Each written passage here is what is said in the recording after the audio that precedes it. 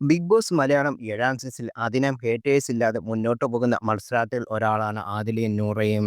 ലബിസൈൻ പങ്കാളിയായ ഇരുവരും വീട്ടുകാരെ കടുത്ത എതിർപ്പിനെ മറികടന്നാണ് ഒന്നിച്ചത്. ബിഗ് ബോസിലെ വലിയ സ്വീകാര്യത ജനങ്ങൾക്കിടയിൽ ഇവർ നേടുമ്പോഴും ചിലർ വിമർശിക്കുന്നുണ്ട്. ആദില നൂറ ഈ ബന്ധത്തെ പിടിച്ചുവച്ചിരിക്കുന്നതാണ് ഇവരുടെ വാദം.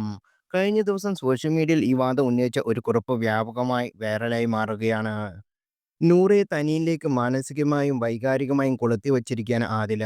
ബിഗ് ബോസ് കണ്ടപ്പോൾ എനിക്ക് മനസ്സിലായത് നൂറയ്ക്ക് അവരുടെ പഴയ ജീവിതത്തിലേക്ക് തിരികെ പോകണമെന്ന് ആഗ്രഹമുണ്ട് എന്നാണ്.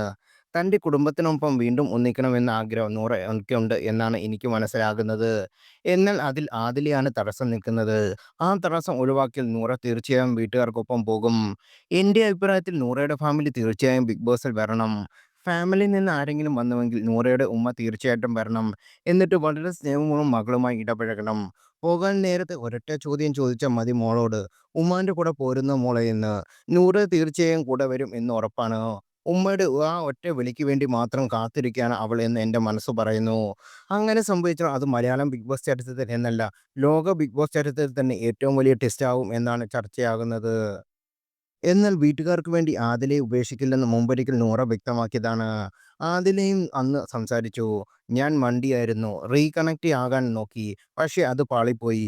ഞാൻ കാരണം നൂറയുടെ കുടുംബവുമായി റീകണക്ട് ആകാൻ നോക്കി. എന്നാൽ അത് വീണ്ടും പ്രശ്നങ്ങളിലേക്ക് അവസാനിച്ചെന്ന്" ആദില അന്ന് പറയുന്നു. "ടോക്സിക്കിന്റെ അങ്ങേയറ്റമായിരുന്നു. ഇനി കുടുംബത്തോട് പറഞ്ഞ് ആരും വേണ്ടാന്ന് അന്ന് നൂറയും പറഞ്ഞിരുന്നു. ഉപ്പ് വന്നാൽ ഞാൻ സ്വീകരിക്കുമോ എന്ന് ആദില ഒരിക്കൽ എന്നോട് ചോദിച്ചു. എനിക്ക് ജീവിതത്തിൽ ഒരു ടോക്സിറ്റിയും ഇനി വേണ്ടെന്ന് ഞാൻ പറഞ്ഞു. അതെങ്ങനെ വന്നുവെന്ന് പറഞ്ഞാലും എനിക്ക് ടോക്സിറ്റി സഹിക്കാൻ പറ്റില്ല. ആര് വന്നാലും അവർ കുറച്ച് അകന്ന് നിൽക്കട്ടെ എന്ന്. എന്നെ ആരെങ്കിലും പഴിക്കാനോ നീ അത് ചെയ്തോ ഇത് ധരിക്കണം എന്നൊക്കെ പറയാനോ ഇഷ്ടമല്ലെന്ന് നൂറ അന്ന് പറഞ്ഞു. സ്വന്തം പിതാവിൽ നിന്നുണ്ടായ ഉപദ്രവത്തെക്കുറിച്ച് ആദില അന്ന് തുറന്ന് സംസാരിച്ചിട്ടുണ്ട്. മുടിക്ക് കുത്തിപ്പിടിച്ച് ഉപദ്രവിക്കുമായിരുന്നു. പിന്നെ ഉപദ്രവം വേറെ രീതിക്കായി.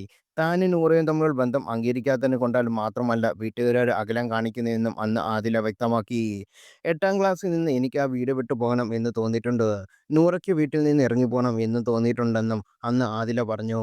അതേസമയം ബന്ധുക്കളിൽ നിന്നുള്ള മോശം അനുഭവങ്ങൾ കൊണ്ടല്ല താനും ആദിലയും പ്രണയത്തിലാണെന്ന് നൂറ അന്ന് വ്യക്തമാക്കി.